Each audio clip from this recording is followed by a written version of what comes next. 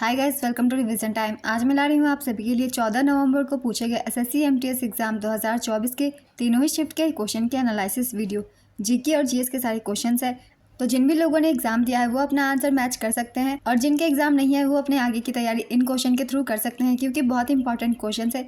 GK के question आपको हर exam में हेल्प करते हैं। तो चलिए स्टार्ट करते हैं आज की ये वीडियो। स्टार्ट करने से पहले अगर आप चैनल पर पहली बार आए तो चैनल को सब्सक्राइब जरूर कर लीजिए और साथ ही इस वीडियो को लाइक भी जरूर कर दीजिएगा। इस तरीके के एनालिसिस वीडियो आपको आने वाले एग्जाम के लिए भी मिलते रहेंगे। तो चलिए स्टार्ट करते हैं 14 नवंबर को पूछे गए क्वेश्चंस की एनालिसिस। क्वेश्चन नंबर 1, श्रीलंका का राष्ट्रीय फल क्या है? इसका आंसर है कटहल। श्रीलंका का राष्ट्रीय फल कटहल है। कटहल बांग्लादेश का भी राष्ट्रीय फल है। नेपाल का राष्ट्रीय फल नारंगी है। ये सब भारत के पड़ोसी देश है, इसलिए इन सभी देशों के बारे में हम याद रखेंगे। हाल ही में नेपाल से भी क्वेश्चन पूछी गई थी। नेपाल की राष्ट्रीय पशु क्या है? जिसका आंसर था गाय। भारत का राष्ट्रीय फल आम है और राष्ट्रीय मिठाई जलेबी है। नेक्स्ट क्वेश्चन, लखनऊ का बड़ा इमाम बाड़ा किसने बनवाया था? इसका आंसर है आसफ-उद-दौला। बड़ा इमाम बाड़ा, जिसे आसफी इमाम बाड़ा के नाम से भी जाना जाता है, भारत के लखनऊ में एक इमाम बाड़ा परिसर है जिसे 1784 में अवध के नवाब आसफ-उद-दौला द्वारा बनाया गया था। इसे भूल भुलैया के नाम से भी जाना जाता है। Next question, one amazing thing पुस्तक की लेखिका कौन है? इसका आंसर है Chitra Banerjee Divakaruni. One amazing thing Chitra Banerjee Divakaruni द्वारा 2009 में लिखा गया एक उपन्यास है। नेक्स्ट क्वेश्चन, कैडी शब्द किस खेल से जुड़ा है? इसका आंसर है गोल्फ। कैडी शब्द गोल्फ से जुड़ा हुआ है। गोल्फ में कैडी खिलाड़ी का साथी होता है।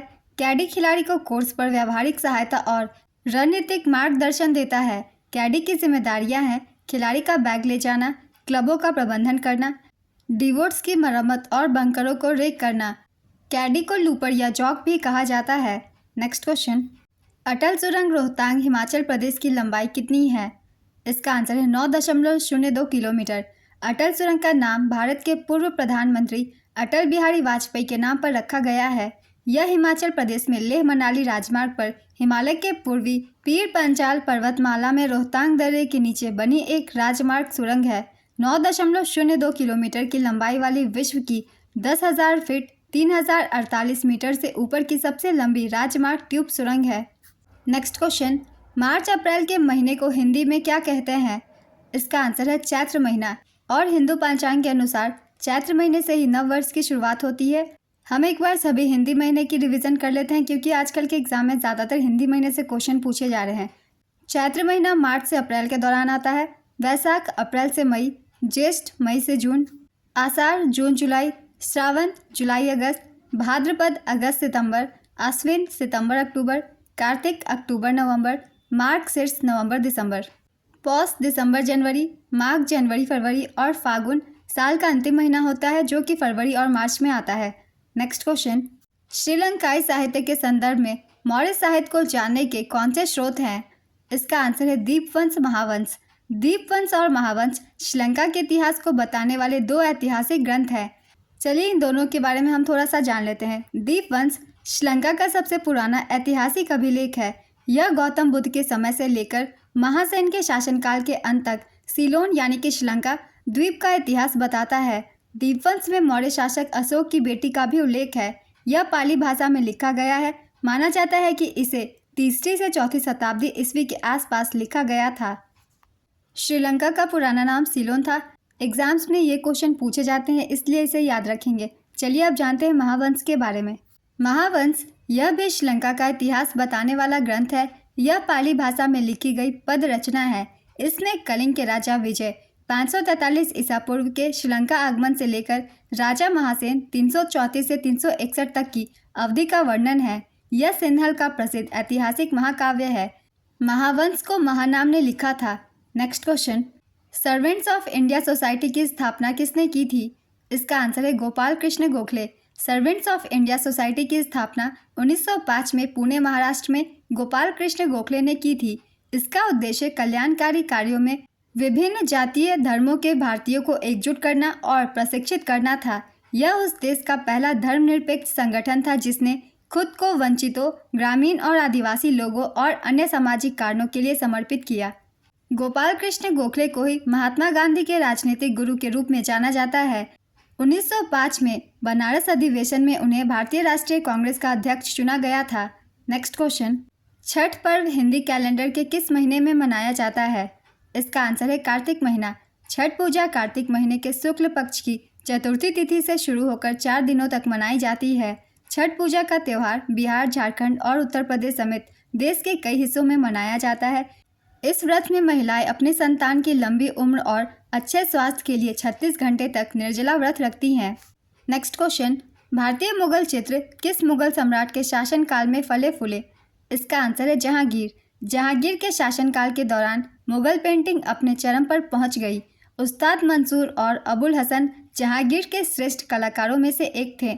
उन्हें बादशाह ने क्रमशः नादिर उल अस्र एवं नादिर उज्जमा की उपाधि प्रदान की थी। उस्ताद मंसूर दुर्लभ पशुओं, विरले पक्षियों एवं अनोखे पुष्पों आदि के चित्रों को बनाने के चित्रकार थे।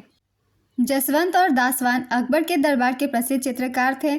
उस समय के अन्य प्रसिद्ध कलाकार मीर सैयद अली और अब्दुल समद खान हैं।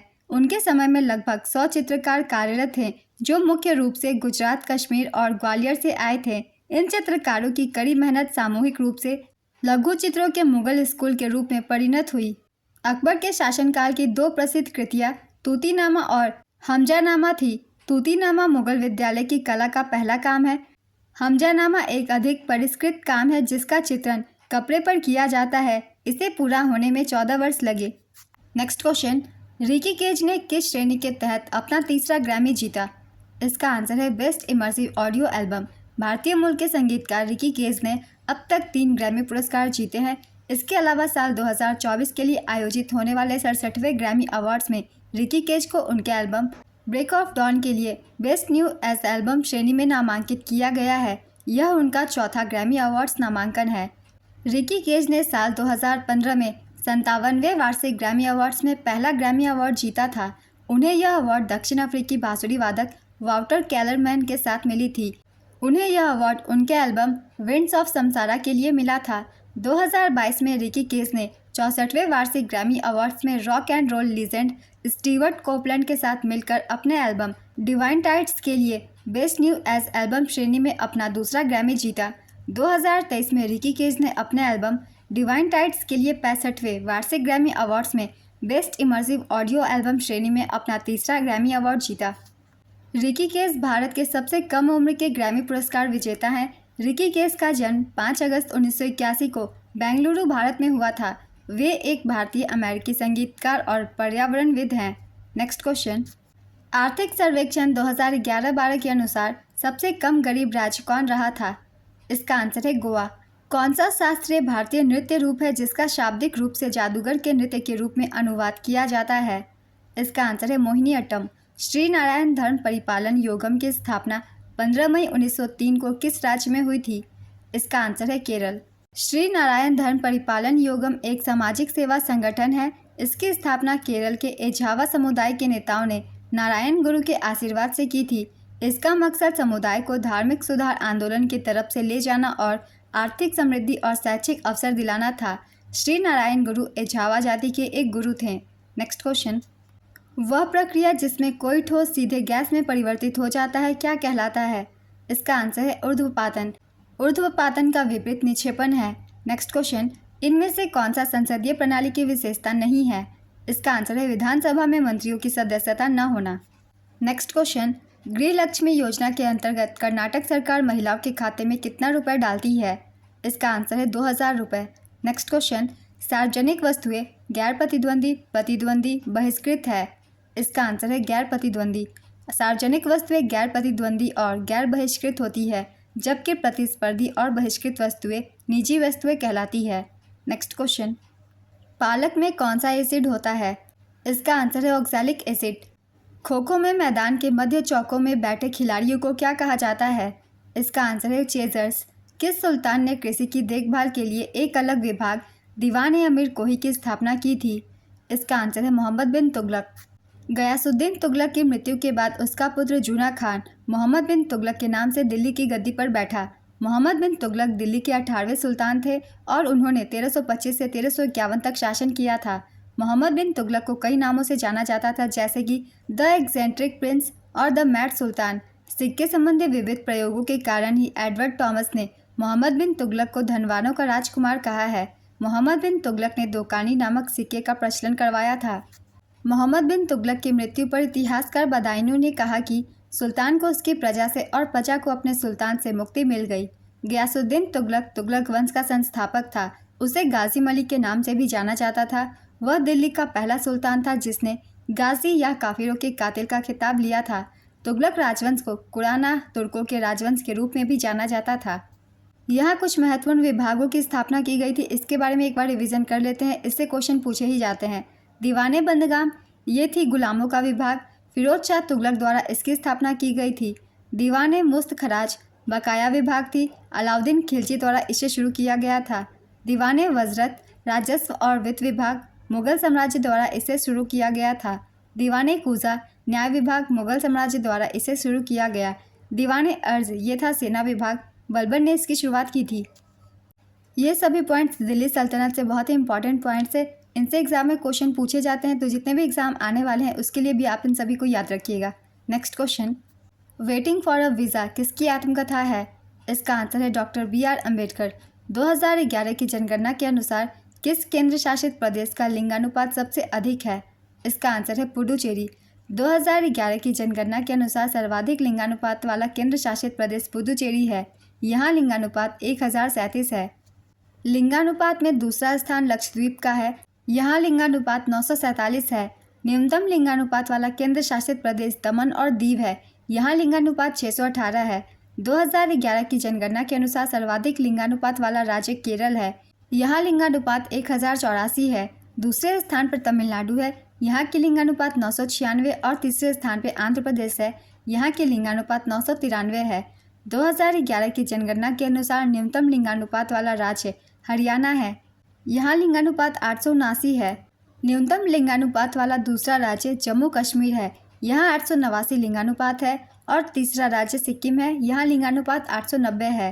नेक्स्ट क्वेश्चन, श्रेया भट्टाचार्य किस वाद्य यंत्र से संबंधित है? इसका आंसर है तबला।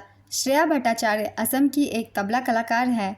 नेक्स्ट क्वेश्चन, 2011 की जनगणना के अनुसार न्यूनतम जनसंख्या घनत्व वाला केंद्र शासित प्रदेश कौन सा है? इसका आंसर है अंडमान निकोबार द्वीप समूह। यहाँ जनसंख्या घनत्व 46 व्यक्ति प्रति वर्ग किलोमीटर है। जनसंख्या घनत्व का तात्पर्य प्रति वर्ग किलोमीटर में निर्वासित औसत जनसंख्या से है। 2011 की जनगणना के अनुसार भारत का जनसंख्या घनत्व 382 व्यक्ति प्रति वर्ग किलोमीटर है। 2011 की जनगणना के अनुसार सर्वाधिक जनसंख्या घनत्व वाला केंद्र शासित प्रदेश दिल्ली है। यहाँ का जनसंख्या घनत्व 11,320 व्यक्ति प्रति वर्ग किलोमीटर है। दिल्ली के बाद चंडीगढ़ है। यहाँ की जनसंख्या घनत्व 9,258 व्यक्ति प्रति वर्ग किलोमीटर है और उसके बाद पुदुचेरी का स्थान है। पुदुचेरी का जनसंख्या घनत्व 2,547 व्यक्ति प्रति वर्ग किलोमीटर है। 2011 की जनगणना के अनुसार सर्वाधिक जनसंख्या घनत्व वाला राज्य बिहार है। यहाँ 1106 व्यक्ति प्रति वर्ग किलोमीटर है। दूसरे स्थान पर है पश्चिम बंगाल। यहाँ 1028 व्यक्ति प्रति वर्ग किलोमीटर है। तीसरे स्थान पर है केरल। यहाँ की जनसंख्या घनत्व 860 व्यक्ति प्रति वर्ग किलोमीटर है। 2011 की जनगणना के अनुसार न्यूनतम जनसंख्या घनत्व वाला राज्य अरुणाचल प्रदेश है। यहाँ 17 व्यक्ति प्रति वर्ग किलोमीटर है। न्यूनतम जनसंख्या घनत्व वाला दूसरा राज्य मिजोरम है। यहाँ 52 व्यक्ति प्रति वर्ग किलोमीटर है। न्यूनतम जनसंख्या घनत्व वाला तीसरा राज्य सिक्किम है। यहाँ 86 व्यक्ति प्रति वर्ग किलोमीटर है।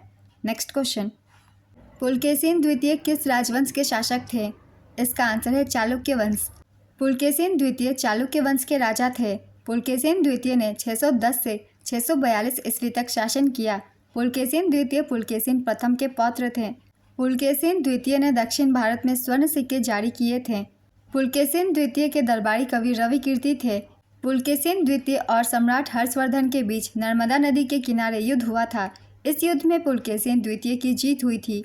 पुलकेशिन द्वितीय के बारे में जानकारी ऐहोल शिलालेख में मिलती है। ऐहोल शिलालेख रवि कीर्ति द्वारा लिखा गया सबसे प्रसिद्ध लेख है।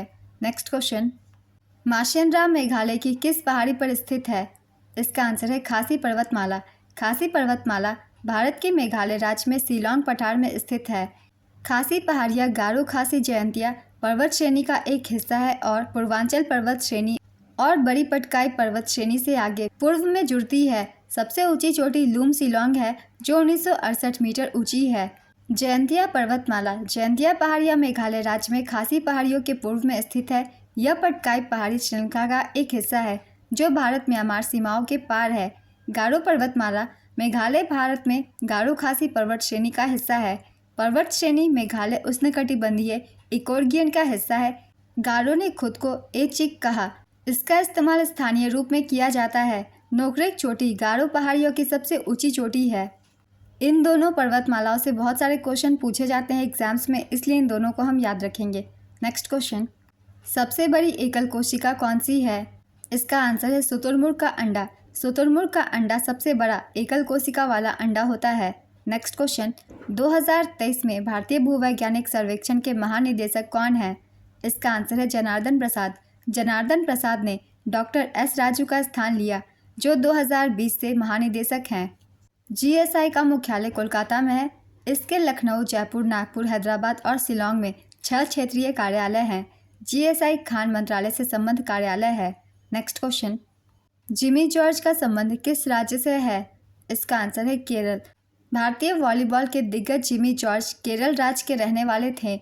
8 मार्च 1955 को केरल के मालाबार क्षेत्र के पेरावूर में उनका जन्म हुआ था। 30 नवंबर 1987 को इटली में एक कार दुर्घटना में 32 साल की उम्र में उनकी मृत्यु हो गई।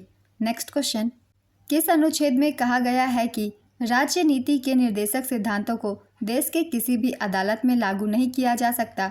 इसका आंसर है अनुच्छेद 37। अनुच्छेद 37 भारत के संविधान का एक अनुच्छेद है। यह संविधान के भाग 4 में शामिल है और राज्य के नीति निर्देशक सिद्धांतों डीपीएसपी से जुड़ा है। अनुच्छेद 37 के मुताबिक राजनीति के निर्देशक सिद्धांतों को देश की किसी भी अदालत में लागू नहीं किया जा सकता। हालांकि इन सिद्धांतों को देश के शासन में मौलिक माना जाता है। कानून बनाने में इन सिद्धांतों को लागू करना राज्य का कर्तव्य है। ये सिद्धांत राज्य मशीनरी के कामकाज में काफ़ी अहम होते हैं। ये सिद्धांत गैर न्याय संगत नहीं होते। नेक्स्ट क्वेश्चन, मैकाल पहाड़ी में क्या पाया जाता है? इसका आंसर है बॉक्साइट। यदि लोकसभा में स्पीकर और डिप्टी स्पीकर दोनों अनुपस्थित हो तो उनकी अनुपस्थिति में लोकसभा की अध्यक्षता कौन करता है? इसका आंसर है पीठासीन अधिकारी। नेक्स्ट क्वेश्चन, सबसे कम उम्र में पद्म विभूषण किसे मिला है? इसका आंसर है सोनल मानसिंह। सोनल मानसिंह का संबंध भरतनाट्यम और ओडिसी नृत्य से है। सोनल मानसिंह को भारत सरकार ने 1992 में कला के क्षेत्र में पद्म भूषण से सम्मानित किया था। 2003 में सोनल पद्म विभूषण से सम्मानित होने वाली दूसरी भारतीय महिला नर्तकी बनी। भारत की पहली महिला नर्तकी जिन्हें पद्म विभूषण से सम्मानित किया गया था वे तंजौर बाला सरस्वती भरतनाट्यम नर्तकी थी। उन्हें 1977 में यह सम्मान मिला था। सोनल मानसिंह को भारत के राष्ट्रपति ने राज्यसभा का सदस्य बनने के लिए नामित किया था। उन्हें 1987 में संगीत नाटक अकादमी पुरस्कार से भी सम्मानित किया गया था। नेक्स्ट क्वेश्चन, एनपीएससीएसबी किससे संबंधित है? इसका आंसर है मिशन कर्मयोगी स्कीम से। मोहिनीअट्टम नृत्य में किस संगीत भाषा का प्रयोग होता है? इसका आंसर है मणिप्रवालम। मणिप्रवालम संस्कृत, तमिल और मलयालम का मिश्रण है। नेक्स्ट क्वेश्चन, एनर्जी पिरामिड का 10% रूल क्या है? इसका आंसर है ऊर्जा पिरामिड में 10% नियम का मतलब है कि किसी भी ट्रॉफिक स्तर पर मौजूद ऊर्जा का सिर्फ 10% ही अगले ट्रॉफिक स्तर पर पहुंचता है। नेक्स्ट क्वेश्चन, एजरा कप कहाँ खेला जाता है? इसका आंसर है पोलो क्लब कलकत्ता में। कौन सा कृत्रिम बंदरगाह है? इसका आंसर है चेन्नई बंदरगाह। भारत में कई कृत्रिम बंदरगाह हैं। चलिए एक बार सबकी रिवीजन कर लेते हैं। पहला है चेन्नई बंदरगाह। यह पूर्वी तट पर स्थित एक कृत्रिम बंदरगाह है। यह भारत का दूसरा सबसे बड़ा कंटेनर बंदरगाह है। यह पेट्रोलियम, उर्वरक, लौह अयस्क और सामान्य वस्तुओं के व्यापार के लिए जाना जाता है। चेन्नई सबसे पुराने पत्तनों में से एक कृत्रिम बंदरगाह का उदाहरण है। दूसरा है जवाहरलाल नेहरू पोर्ट ट्रस्ट हावासोवा। यह मुंबई में स्थित भारत का सबसे बड़ा कृत्रिम बंदरगाह है। यह देश का सबसे बड़ा कंटेनर बंदरगाह भी है। तीसरा है तूतीकोरिन बंदरगाह। यह भारत का एक कृत्रिम बंदरगाह है। नेक्स्ट क्वेश्चन, बाल दिवस किनके जन्मदिन के उपलक्ष्य में मनाया जाता है? इसका आंसर है पंडित जवाहरलाल नेहरू। हर साल 14 नवंबर को बाल दिवस यानी चिल्ड्रंस डे के तौर पर मनाया जाता है। इस खास तिथि पर देश के पहले प्रधानमंत्री पंडित जवाहरलाल नेहरू का जन्म हुआ था। नेक्स्ट क्वेश्चन, पानीपत की पहली लड़ाई के परिणाम क्या थे? इसका आंसर है मुगल शासन की शुरुआत। पानीपत का प्रथम युद्ध 20 अप्रैल 1526 को बाबर और इब्राहिम लोदी के बीच हुआ था, जिसमें बाबर की जीत हुई थी। पानीपत का द्वितीय युद्ध 5 नवंबर 1556 को अकबर और हेमू के बीच हुआ था, जिसमें अकबर की जीत हुई थी। पानीपत का तृतीय युद्ध 14 जनवरी 1761 को हुआ था। यह युद्ध अहमद शाह अब्दाली और मराठा सेनापति सदाशिव राव भाऊ के बीच हुआ था, जिसमें अफगानों की जीत हुई थी। नेक्स्ट क्वेश्चन, 37वें राष्ट्रीय खेल का शुभंकर क्या था? इसका आंसर है मोगा। प्रधानमंत्री श्री नरेंद्र मोदी ने मडगांव, गोवा के पंडित जवाहरलाल नेहरू स्टेडियम में 37वें राष्ट्रीय खेलों का उद्घाटन किया था। इसमें महाराष्ट्र कुल 228 पदकों, 80 गोल्ड, 69 सिल्वर, 79 ब्रोंज के साथ पदक तालिका में पहले स्थान पर रहा। दूसरे स्थान पर सर्विसेज रहा। इसने कुल 126 पदक जीते, जिसमें से 66 गोल्ड, 27 सिल्वर और 33 ब्रोंज थे। तीसरे स्थान पर हरियाणा था। हरियाणा ने 192 पदक जीते थे, जिसमें से 62 गोल्ड, 55 सिल्वर और 75 ब्रोंज थे। शुभंकर का नाम था मोगा। आदर्श वाक्य गेट सेट गोवा। राजा भलेंद्र सिंह ट्रॉफी के विजेता थे महाराष्ट्र। 38वें राष्ट्रीय खेल का आयोजन वर्ष 2024 में उत्तराखंड में होगा। काफ़ी बार मैंने प्रैक्टिस सेट में और पहले के एनालिसिस वीडियो में बताई हुई है सारे पॉइंट्स को। जो भी स्टूडेंट्स वीडियो को ध्यान से सुनते हैं उन सभी को आंसर ज़रूर पता होगा। नेक्स्ट क्वेश्चन, आत्मनिर्भर भारत रोजगार योजना ABRY किसने शुरू किया था? इसका आंसर है कर्मचारी भविष्य निधि संगठन EPFO। रोजगार के नए अवसर के सृजन को प्रोत्साहित करने के प्राथमिक लक्ष्य के साथ ABRY 1 की शुरुआत अक्टूबर 2020 में हुई।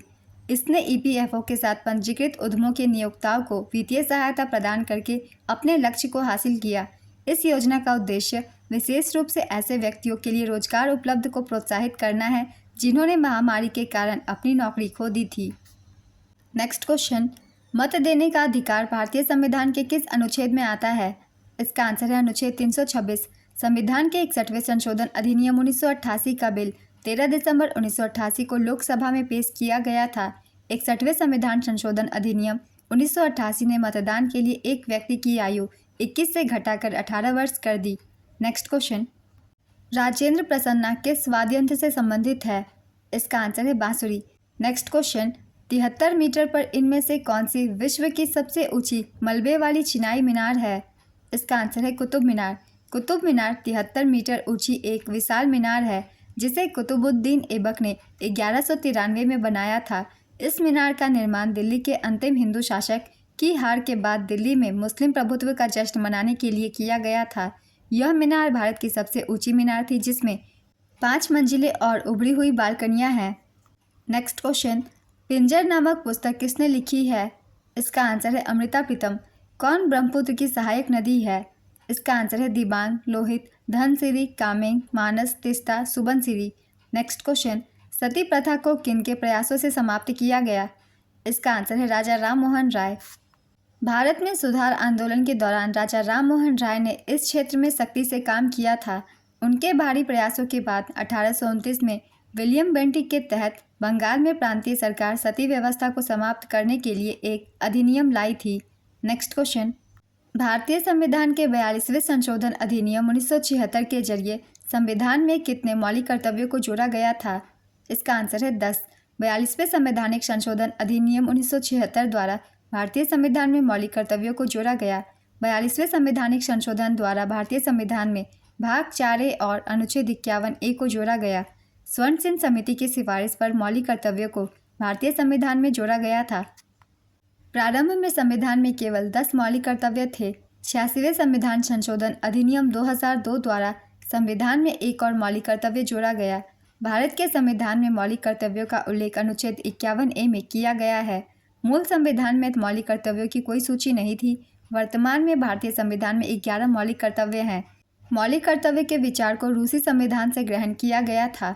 ये बहुत ही इंपॉर्टेंट टॉपिक है। इन सभी पॉइंट से अलग अलग क्वेश्चन पूछे जाते हैं हर एग्जाम में, इसलिए मैंने लिख दिया है। फिर से सारे पॉइंट्स को आप सब एक बार रिविजन कर लीजिएगा।